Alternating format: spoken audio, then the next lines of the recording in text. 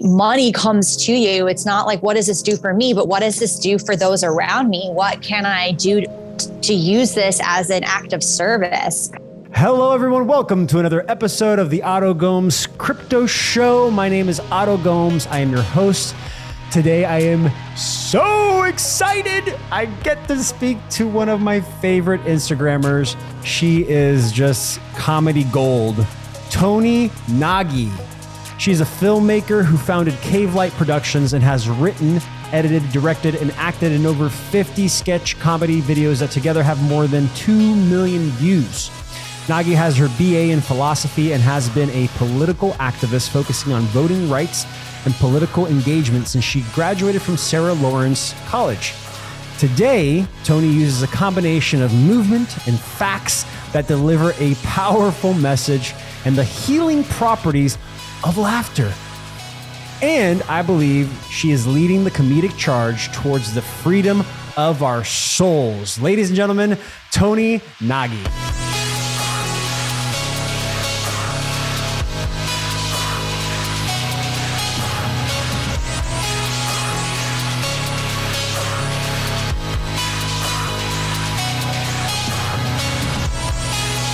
Yes, I'm so honored. The comedic charge of the freedom of our souls.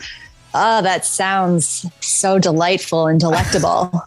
It feels like a lot of responsibility, right? I can do it. No, I believe in you.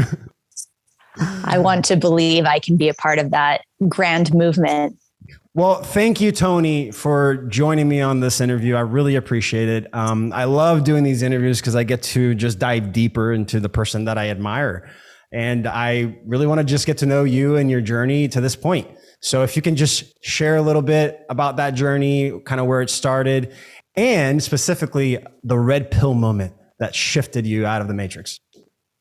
Oh, yeah. Okay. So I think for me, it all began in the third grade. I noticed I had a propensity for movement. I was a very manic child that was told I had ADHD when I was in the third grade. I actually said that as a joke. And I was like, wait, no, it actually was in the third grade. But I also ate a disturbing amount of candy. I was like a protege of Willy Wonka. I ate so much candy. I did not have a lot of supervision. And my go-to snack was, the genetically modified high fructose corn syrup of the candy machine. So I was like on Coke a lot, basically on Kid Coke, super energetic. And I had a lot of questions. I remember, being in class and asking questions and that being very irritating for teachers. And so they were like, you have a learning disability. And I was like, or I'm just desperately craving attention, but whatever. So I remember getting tested and being told I had ADHD, and I had a very existential reaction to the thought of medication. As a 9-year-old, I was like, who will I be if I take these pills? And then who would I be if I decided to stop taking these pills? And what would that do to my personality? And I was really examining and wondering about how that would impact me on this, not only metaphysical, but psychic way. And so I told my mother, I was like, I don't want to take pills. And so the teacher, actually, goddess bless this teacher, was like, well, then that kid has to move a lot more. Like, you need to tire her out. And so I had roller skates, and I would roller skate for, like 5 hours a day. I just was like, I got to move this body of mine in order to be more functioning in the expectations of society. So I think that's where a lot of it began, around the movement aspect of my life. Wow, that's an amazing experience and like awareness to have at that age. It's funny because like I've always said that kids are smarter than us. That's the truth. They know things that we've forgotten.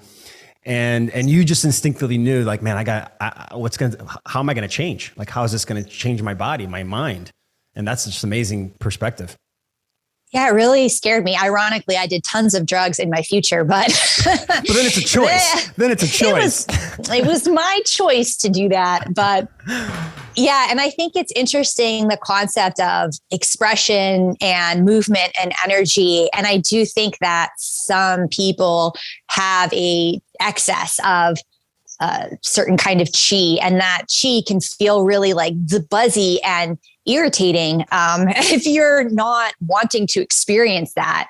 So I can understand retrospectively like that I was annoying to certain adults, and they were like, oh God, just shut the fuck up. But I do have a lot of gratitude for finding different methods of tiring myself out so I could be a part of society.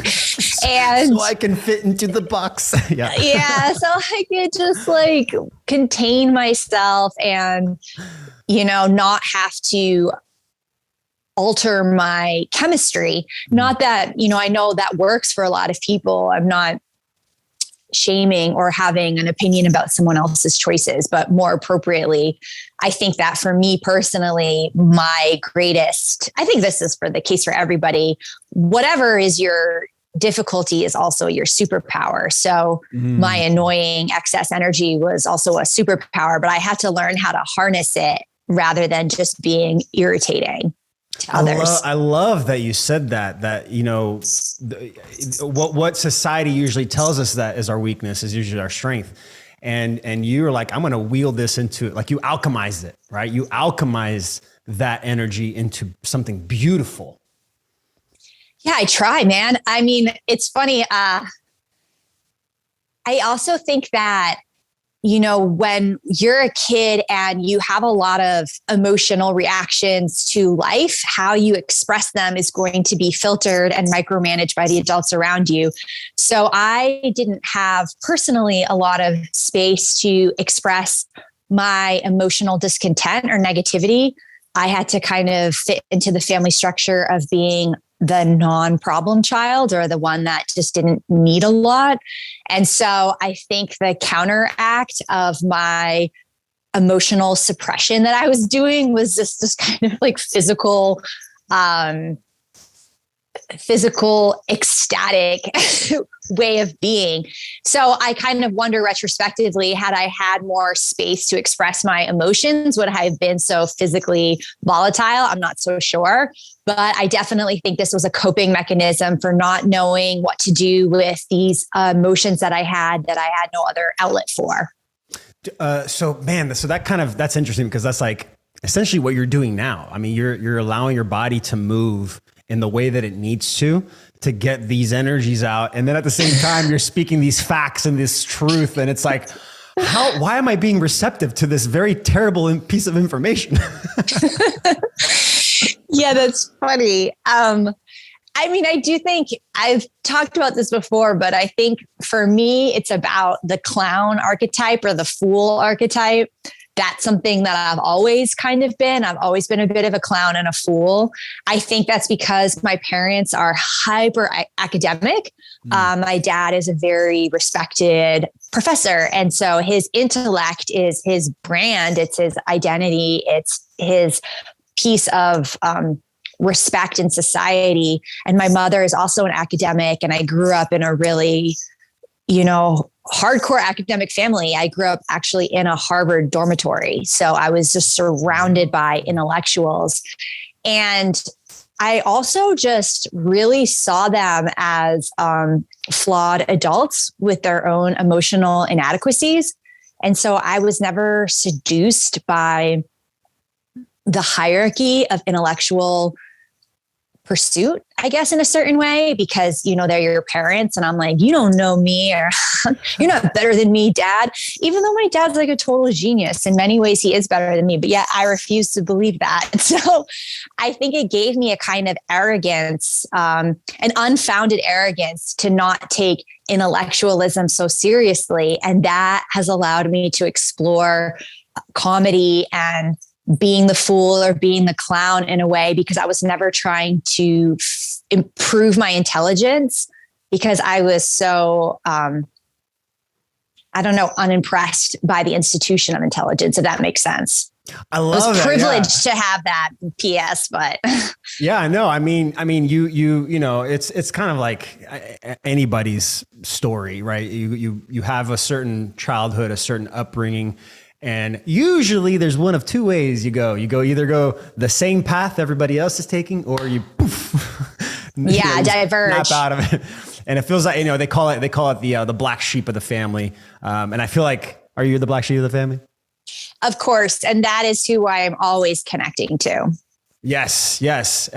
Which is funny because like what I've come to realize is that the black sheep of the family is the person that's just more connected to their body, more emotionally present, allowing the flow of emotions. Whereas, you know, what society has normalized and rewarded is intellectual. And so there's more people, in my opinion, that are like that than there are more emotional. So like what you're bringing to the table here is you're bringing this like weird mix because you have this intellect to you. I mean, philosophy, you have all this amazing background and you're presenting information like true research you've done through this like, you know, amazing kinetic, ecstatic movement. And that's that, you know, and just to finish the thought, but to offer a different archetype name, you're a magician. You're a magician. Ooh. Yeah, because fool, you know, those words, I get why you'd say that. And, you know, the clown, I feel like there's a little connection, like negativity connected to that nowadays because of society. But magician, like you have this ability to in any moment take the situation and flip it and make it fun. I love that. I'm so honored by that title. Thank you. Yeah. So just to continue this conversation, and I love it where it's going. 2020 came around and the whole world changed, I feel like. But I want to know your perspective. So you've been speaking, I mean, you've been doing this comedic movement stuff for a while. You've been doing the sketch comedy for a while.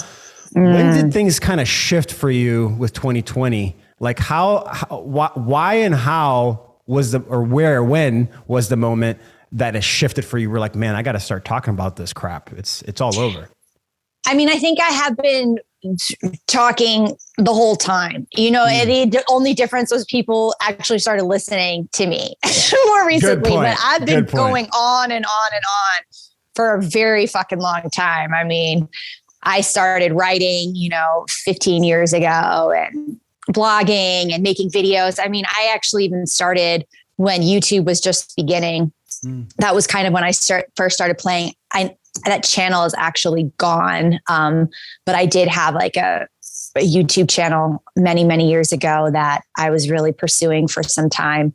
So it's been a while for me. I think my parents were very, very political people. My mother especially was obsessed with the news. And so I was exposed to a lot of information from a really, really young age.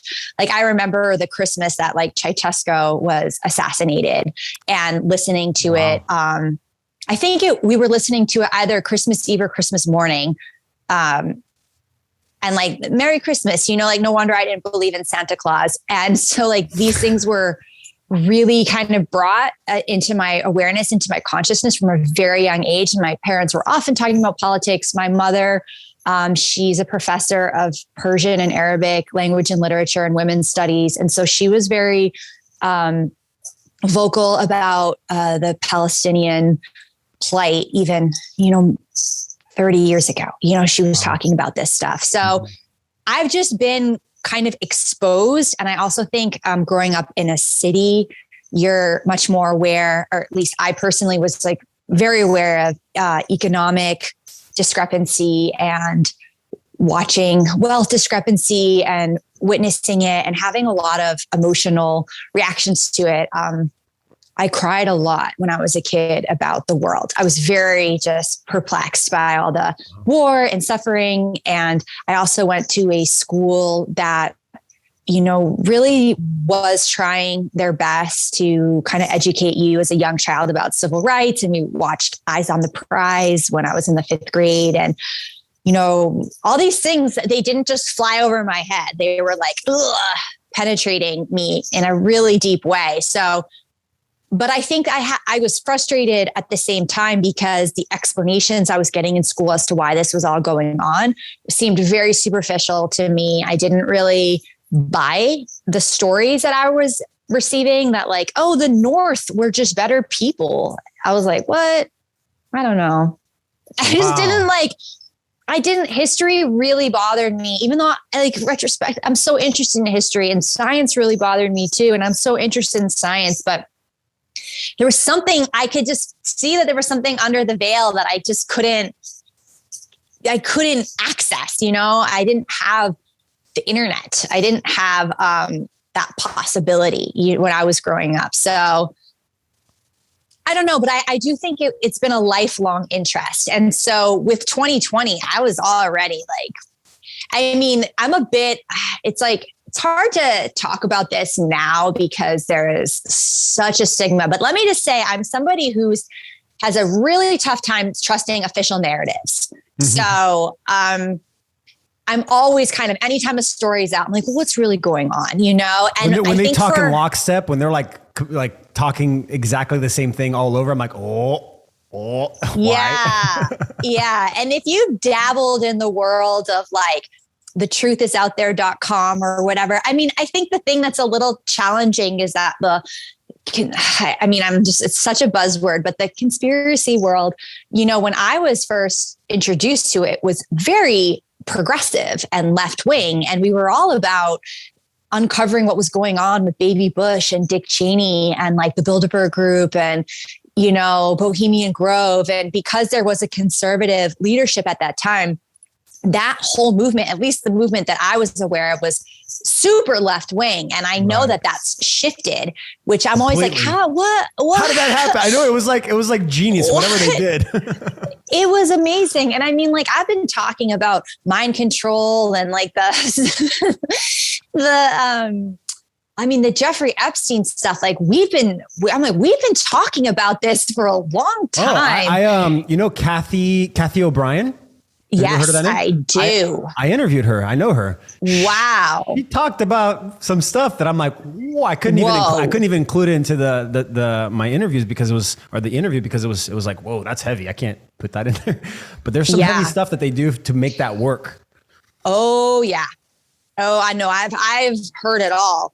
So it's almost like, I think for a lot of people that have been, let's just call it like alternative news, alternative reality. For those of us that have dabbled in that space, I think when the pandemic started happening, we were like, wait, what? Like, this is actually happening? I was kind of kidding. Like, how is this like, what? You know, like, I was like, okay, all right. Oh, this is happening. All right, we're actually doing this. All right. Yeah. I think for a lot of us, it was like, we were talking about it, but whoa, like this is more real now than it has been. But it's always been very real. I don't know. And also not real. Who knows? I also really relate to the people that talk about like the conspiracies in plain sight are much more important to focus on. You don't have to think about like time traveling, you know, lizard vampire elites that suck the blood of children and feed off their adrenochrome. You can just look at the financial system itself and be like, monopolies. So, I mean, I think that that's also a completely valid point. I think for me though, with the pandemic, what was really possible for me was more people were on the internet and more interested in what the fuck I was talking about.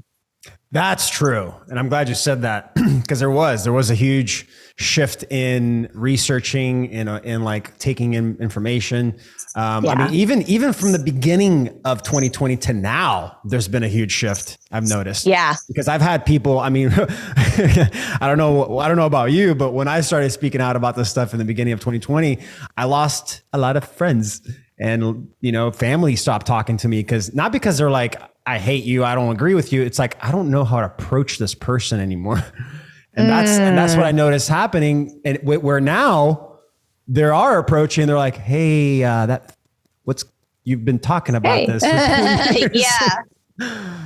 Yeah. luckily for me, I think I'd already weeded everybody out. So everyone that stuck around kind of knows. Yeah, they know what they've been in for a while. So I didn't lose anybody. If anything, it was you've only gained. You've only resonated with people. I love that. Did you had that post recently that you did that went super viral. I think it has like 500,000 views now on your Instagram. And the Black Rocket. I mean, now I'm censored. That one went, right. That one took off. I had it circle back around from other people that are like, the people that I just mentioned that came back to me and they're like, oh, look at this. Did you know this? And I'm like, yep, I actually know her. Yep. And we're talking about this. But yeah, that one eventually did get censored. I was going to ask. So that's what I was going to ask. So like you did that one that went viral. Have you had to deal with censorship and being suppressed on all your platforms? Yeah. Ironically, just before this call, I just was doing a video about censorship and independent fact checking. So I was like, I got to talk about this because that was a bit of a bummer. I've had a lot of videos taken down, censored and muted.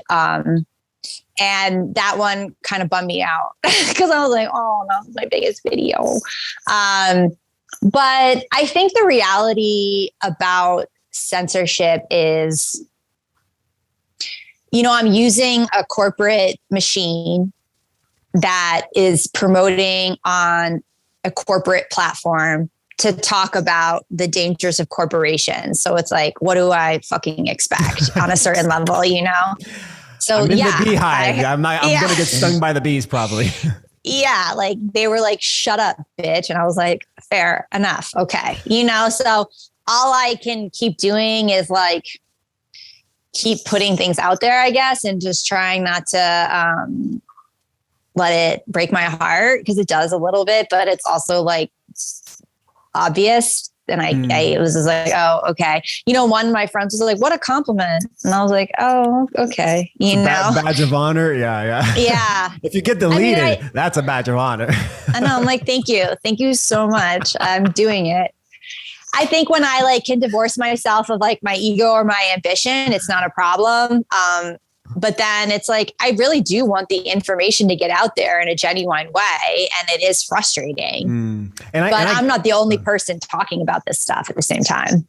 Yeah. And I just want to say, I appreciate your willingness to own your stuff. I mean, I don't know how else to say it. You're very open to sharing like your own struggles and what you go through. And then like, hey, I'm just a human being trying to figure this out with you guys. So I appreciate that. Oh, thank you. Yeah, I try. No, you do. And I mean, I do. I am. And I do. And I definitely have an ambition, but I think that ambition is twofold. I genuinely, I want to be a part of revolutionary thought and action, like from the bowels of my soul. That is so important to me. And then also, I think I'm still that little kid that's like craving to be seen and heard, somebody love me. So 100%. That's there. I'll relate to that 1,000,000%. That was actually my upbringing, which I don't know if I'm an actor myself and I produce myself. So I have the same things that drive me. I feel that you have, which is this external validation. Like, hey, hi, look at me. I'm here. What's your birth order? Just curious. Like what my birthday is? No, and your birth order, like where are you? Are you like the first child, second child, middle child? Youngest of 3 boys. Yep. And the oldest is 8 years older than me. The middle is 6.5 years older than me. And so I'm like the youngest. You're the youngest. I think a lot of times the youngest are performers because you get born into an ecosystem of which you have to adapt into. The world never revolved around you. So we always kind of have this craving for like the world to revolve around us. We're like, what was that like? Yes, exactly. Yeah. Exactly. And I would always be told when I was younger, you're the first one to get hit and the last one to speak. Just because I'm Brazilian family. So we did a lot of spanking in Brazil. Yeah, of course. Yeah. And also older brothers. I don't think there's enough conversation around sibling abuse and how violent an older brother can be. Yeah, no, that's a great point. I'm going to write that down. Honestly, I mean, I think that's so important because it's like, our trauma happens when most of our trauma and agreements happen until you're 8, 9 years old. And so, yeah, I mean, you still love them, right? But there was trauma that happened there. Oh yeah, a lot. Yeah. A lot of physical and mental abuse that we're subject to, as especially the younger sibling of a brother. Not to male shame, but I do think that brothers are their own challenge. So this is a very serious question. This next one, is laughter the best medicine? Oh, I just saw this beautiful quote that was laughter is the same in every language. Oh, wow. I love that. Yes. I did too. I was like, who the fuck said that? It's really deep. I think laughter is disarming. And I think the reality is that learning is actually a really vulnerable place to be. I personally am a huge fan of learning. I think it comes from obviously my parents being educators, and I am a teacher. I've been a dance teacher for, about 10 years. And I get so excited when I learn something new, and when somebody in my class learns something new. Like I literally, I jump up and down. I like shake them. I just we stop the class and we just have a moment of gratitude and joy to just, praise this person who just learned. So I find learning really, really exciting. But it's also really vulnerable, and you're basically opening up your synapses to be infiltrated by the influence of another. And so I think what laughter does is that it kind of openly addresses that really sincere vulnerability that learning is. And I also think that, when you're a kid, you are in the practice of learning. And so learning is something that you're used to, but as an adult, we kind of learn less. We put ourselves in situations where we learn less. And so when we learn something that makes us feel stupid, then we don't like it. You feel shame, when you learn something that you didn't know, sometimes you can be like, oh, why didn't I know that? Or it's really can feel like a humiliation. So I think that, but when you have laughter, it kind of circumvents the embarrassment of not knowing something. I love that. Yeah. It's almost like a tool. You're using it as a tool to be able to absorb the new information and allow it into your body so that you can remember it. Yeah. That makes total sense. Yeah, that was a great answer. I was expecting a whole answer. It was more of because that's what people say. But thank you for that. That's beautiful. I even said recently, there is a difference between learning intellectually and learning with your body, like putting yourself, your heart. Yeah. With your heart, putting yourself in situations that your body has to move through and learning at the same time. I just did this practice recently. I went to Hawaii and had a whole men's retreat, but the leader throughout every event, throughout every practice, he would sing these indigenous songs. And by the end of all this, man, every time he would sing it, I would feel it in my body. I would actually feel the information in my body. And I had this epiphany, and I'm like, wow, if learning, right? We've almost bastardized learning too. The process of learning, where we've rewarded the intellect and allowed, just that to be stimulated when it's really the thing that's really just kind of helping us survive. This is the memory right here. And putting your body into and allowing the cells to be penetrated with information. Dude, that's a lifetime. That's for a lifetime.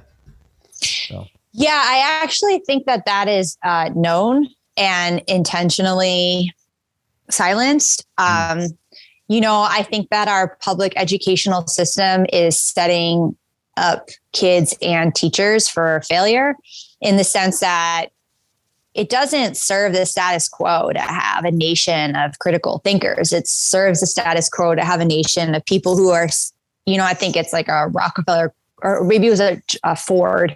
He wanted people that were smart enough to be able to work in the factory. Revolution. Yep. And not smart enough to question why are they spending their lives in a factory.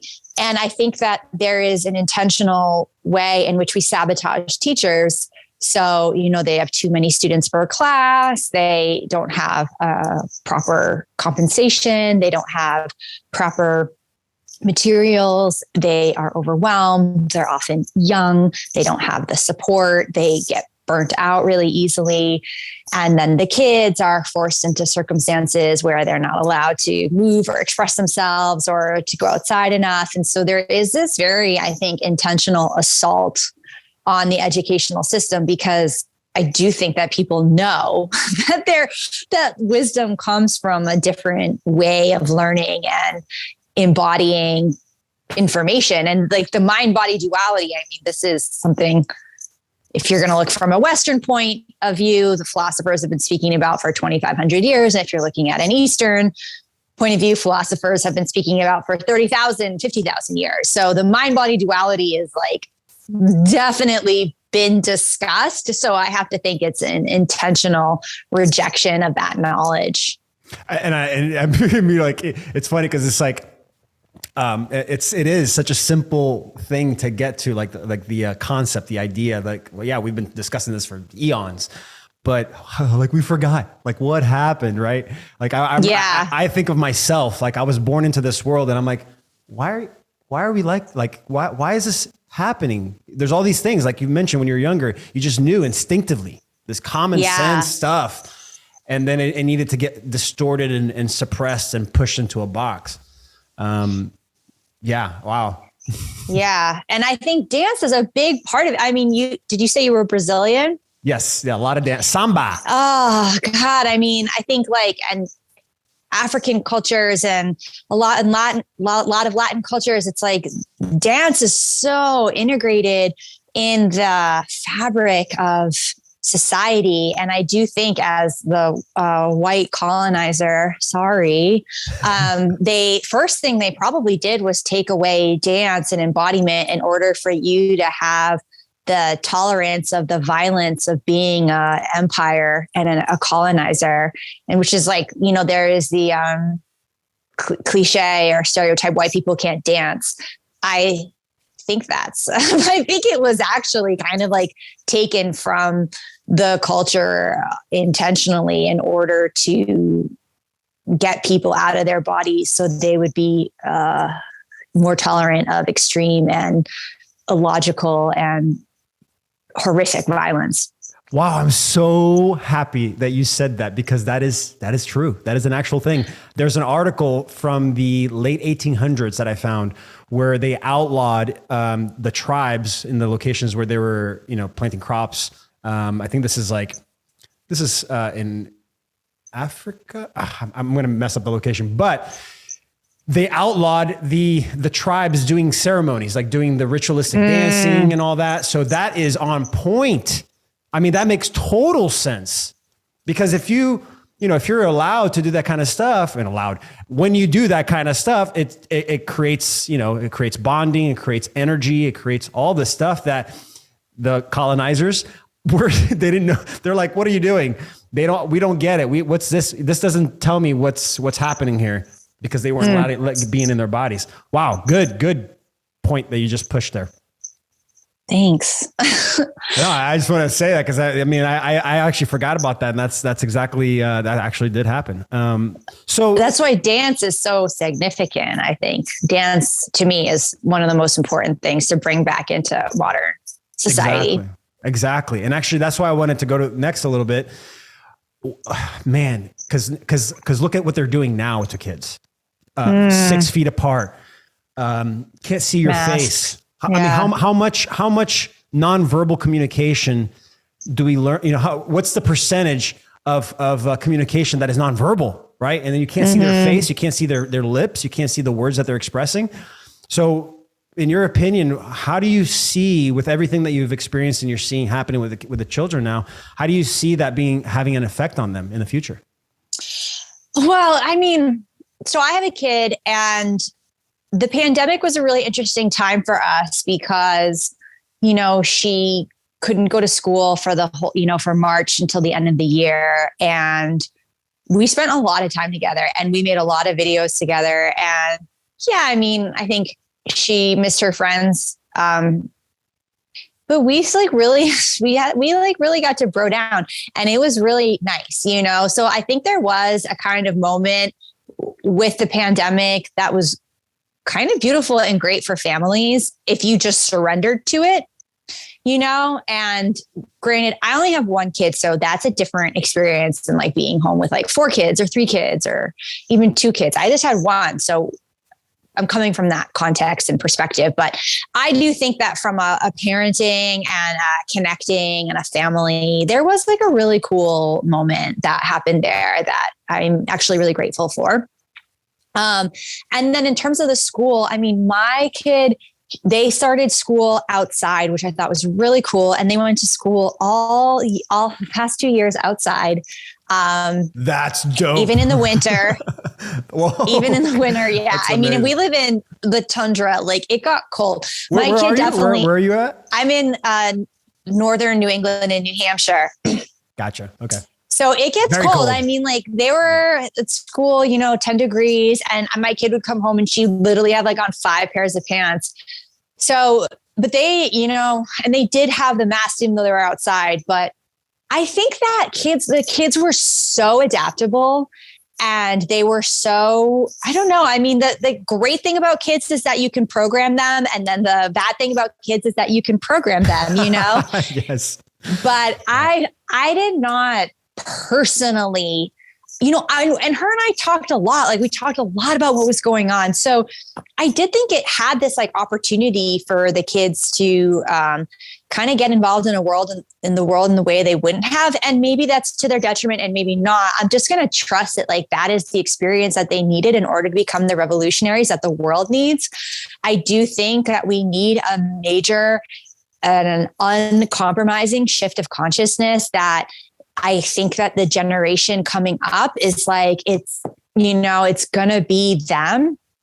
I believe that. And so I just think this was part of their training. I trust that it was part of their training. And I trust that they are going to, be stronger because of it. And that's where I'm at. Wow. I'm like, my heart just expanded hearing that answer because, the answer we get that I get usually is we got to fight for our kids. We got to save our kids. And we got to, and I didn't, you just gave this answer where it's like, this is where we're at. This is going to make them who they're supposed to be. Yeah. For when they're our age, know? And that to me is just like, talk about, I mean, that kind of level of awareness is beautiful. And I'm so grateful that there are people like you that exist that are also speaking out. So thank you for that. Oh yeah, totally. I have to trust in a certain sense that there is a choice that we are chosen to be born when we are born, Mm-hmm. And that if we are, I don't know, I sometimes, who knows what happens when we die? Like we have no clue, but there is this randomness. I mean, think about how much sperm is in your dad's balls and how he's extracting sperm constantly, just like, and then that one sperm made you. It's so fucking random that it has to be intentional. Like it's so stupid that it's like so real, I love there's so much sperm in the world. It's like look so much trillions on trillions on trillions. Yeah, it's constantly just like whoops, and then like whoa, but there another you human. are. Oh my gosh! Yeah. So. Oh, I love that. Again, medicine right here. Just talking to you, I'm like laughing, and my body's healing. Thank you. I love that. So to shift the conversation, because I am a crypto guy and I have to shift it into crypto. Of course. So what are your thoughts about crypto, and is it the bad people's way of controlling us? Oh, God. Honest question. I really want to know your thoughts. I mean, I think a lot about crypto. I think my biggest fear is around, the government then coming in. I mean, I know like China is very against Bitcoin and wants to create like the government non-regulated cryptocurrency that they regulate and they monitor all your purchases through. I think that the intention of governments to regulate crypto is obviously where it's all going. And that's going to be kind of the battle of what's going on. I do think there's the obvious environmental question around the mining, but then the environmental question around how we power anything is the bigger question to me. I think that the mining of crypto is a mere consequence of a very intentional and archaic, nefarious intention to maintain the status quo when it comes to energy and power. And that's not the fault of crypto. That is just the natural consequences of our powering the grid, So I don't shame crypto for that.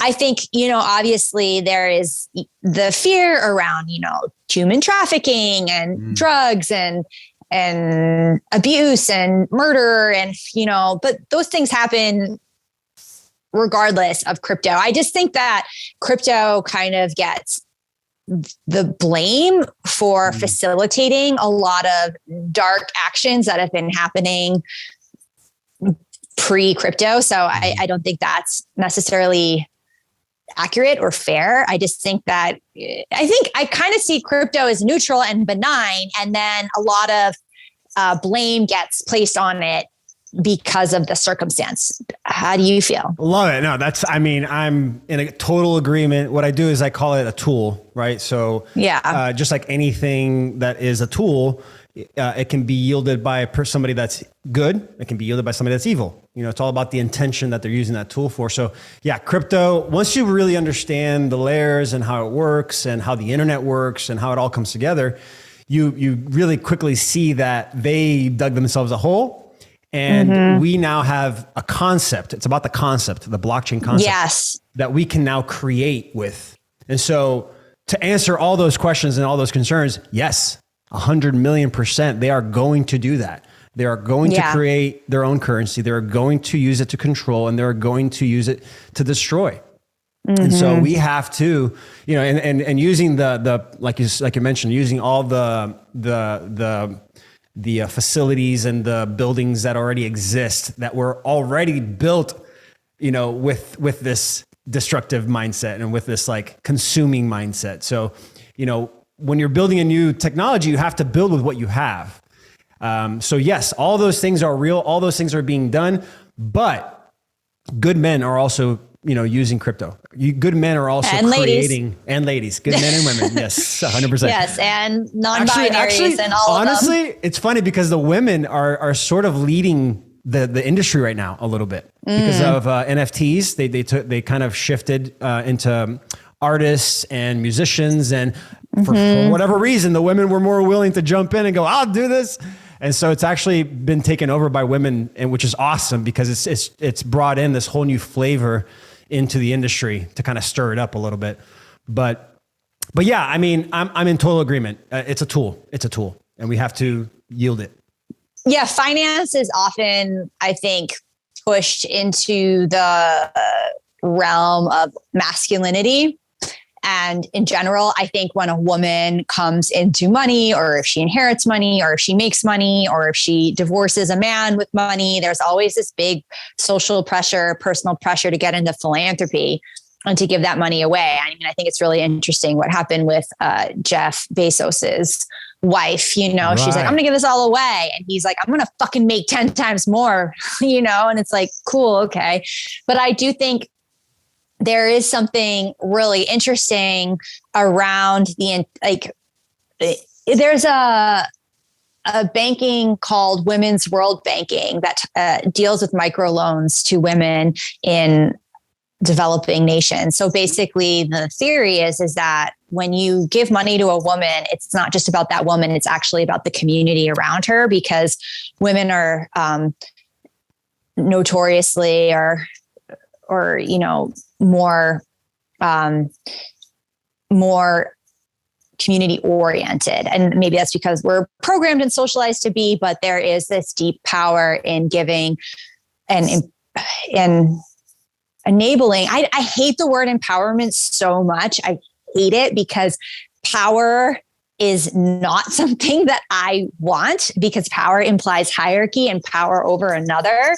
And I really want to break apart this power structure. So the word empowering to me just feels like a tool of the patriarchy to put women in positions that men are occupying. And that to me is not dismantling anything interesting. So I'm definitely trying to like think of the words I'm saying, because it's like, fuck empowerment. It's so condescending. I just want to, I want to scream when people talk about empowering women. It makes me so enraged. Let it out. Yeah. I'm like, no, fuck that shit. Yeah. It's like power is the goddamn problem. So, but what I think is interesting about these microloans to women and the way that women approach money, I don't want women to approach money like the status quo. I want to encourage the way women are more community oriented. And I want men to become more, or any non-binary or any gender to become more community oriented. So when money comes to you, it's not like, what does this do for me? But what does this do for those around me? What can I do to use this as an act of service? Because that's so much more interesting than just somebody hoarding money like Elon or Jeff or Mark Zuckerberg. This hoarding of capital is really boring me. I love that answer. And it's so in alignment with what I've been teaching recently, because you're right. This capitalism structure that we've normalized is a very masculine driven society.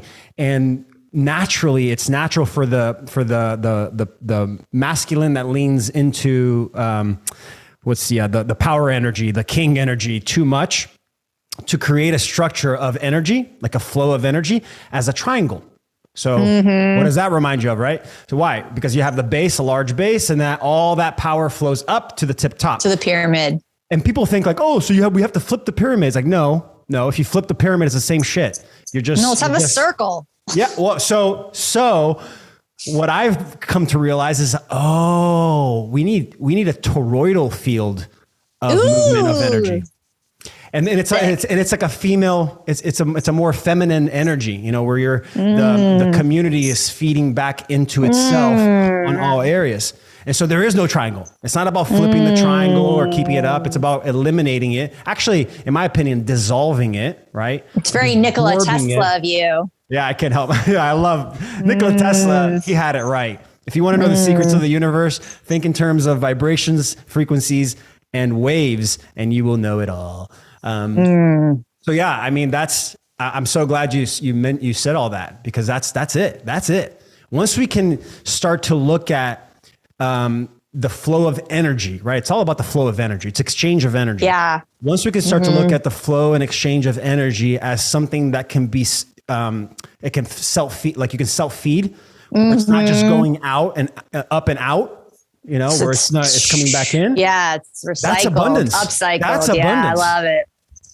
Very groovy. Yeah. And I would think that's pansexual, it's not, I think the thing that like, I'm really trying to be careful of is alienating men when I talk about things like the patriarchy, because I'm not talking about a specific man. I'm not talking about a dude. It's this energy. No, thing. It's a system. It's a system that prioritizes a certain way of being. And I think that, I think it's all about like being poly and pansexual and like, just like, omnigender, and not that we can't celebrate.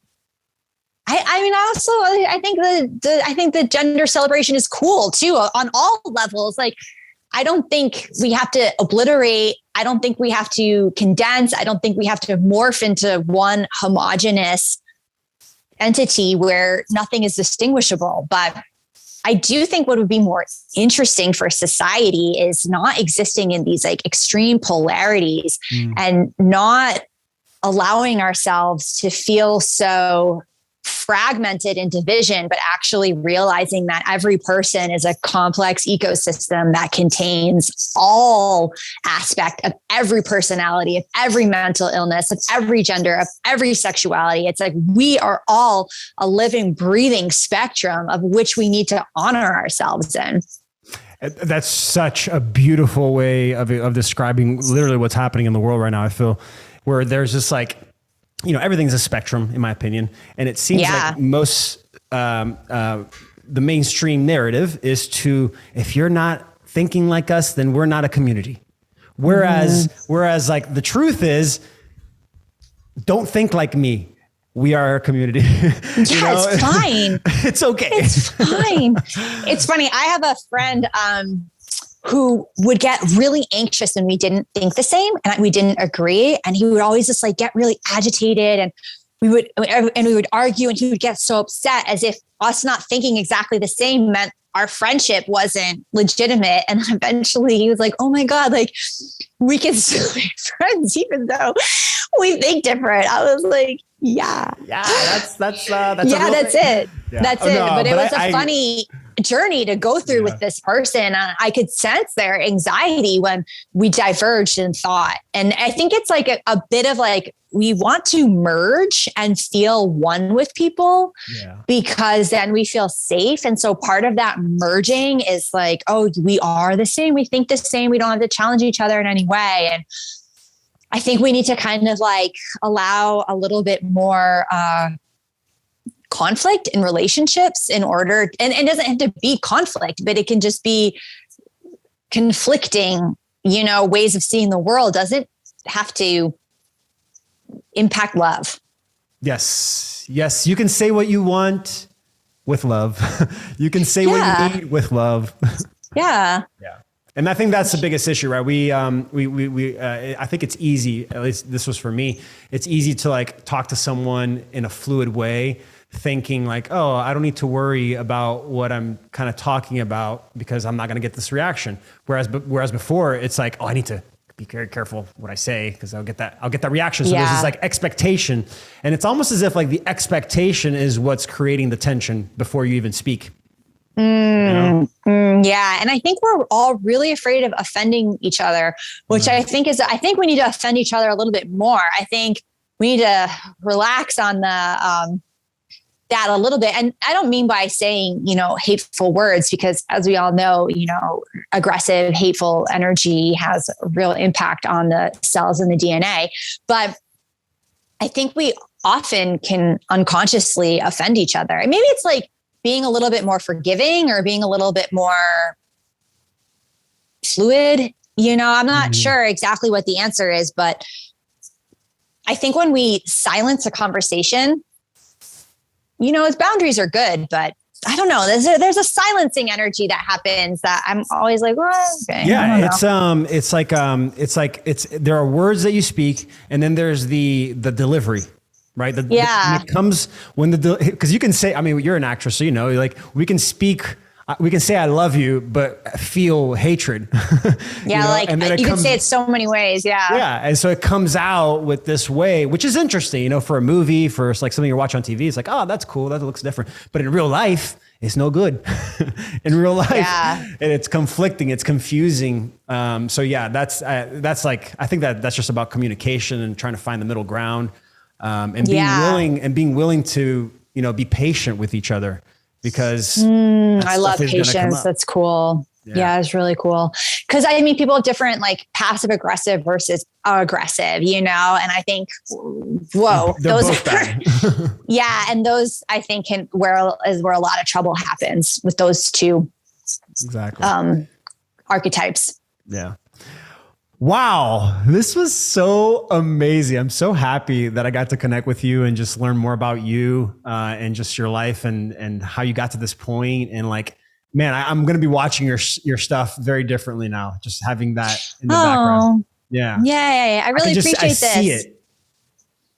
I really like talking to you, and I'm so grateful for all the kind words you said and just being able to have this open dialogue. It was really medicinal. Yes. So one last thing, and I like to leave the last word for the interviewee.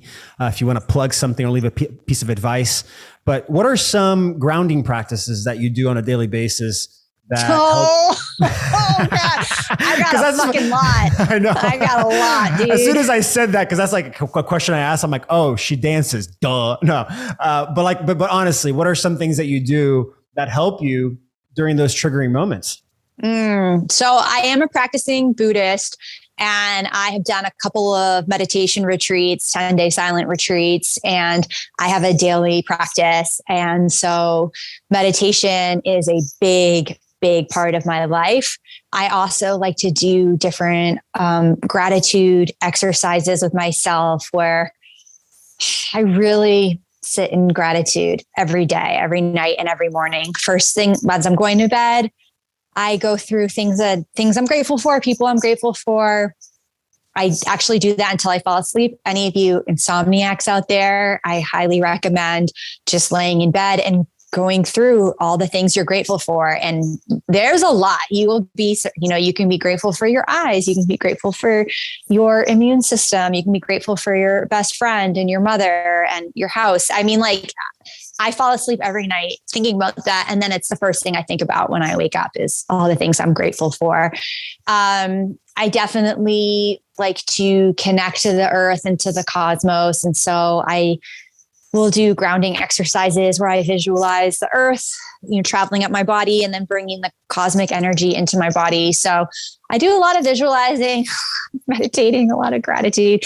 And I do have daily practices every morning and every night. And even if that's 5 minutes for you, I highly recommend you just make that happen. I think it's a daily thing. I really do. Oh, such a beautiful, that is probably the best advice anyone could give is express, don't suppress, let it out. Yeah. Yeah. Wow. Thank you so much, Toni. You were just a pleasure to speak to and talk and conversate and connect. I thank you so much for that. Yay. Thank you. Thank you. I'm really grateful. Thank you everyone for watching. And always remember, gamify your abundance. Love you guys. Wow. Wow. Wow. Wow. Toni was just tapped into flow, right? Tapped into expression. It's almost like it just came natural to her. Clearly, her journey here to this point was meant to happen the way it was so that she can be the conduit, the person to allow that energy to flow through her to heal others through movement. And I love the conversation that we had about crypto. I've shared this before that if you're into art, if you're into singing, if you're into any sort of entertainment type creation from the source type passion, crypto has a bridge for you. It has a way to really, not have to, sell your soul to third parties, to these big companies where you can control it yourself. You can do it yourself. And so if you want to know more about crypto, if you want to dive a little deeper into NFTs and what that actually looks like, make sure you check out my website, otogomes.live/links. It has all my products on there that you can start to check out and look and educate yourself, get more education. Just like Toni said, we've bastardized the way we learn. And, I hope, I sit and hope that we are now shifting towards a more embodiment way of learning. So if you want to dive deeper, make sure you check my website. And if you want to get connected with Toni Nagy, search for her on Instagram, all her videos on there. She's just an amazing person in how she presents facts so that we can be receptive to it and just laugh and heal ourselves in the same little video. So with that, just remember that I am super grateful for every single one of you that is out there listening to this. And always remember to gamify your abundance. Love you guys.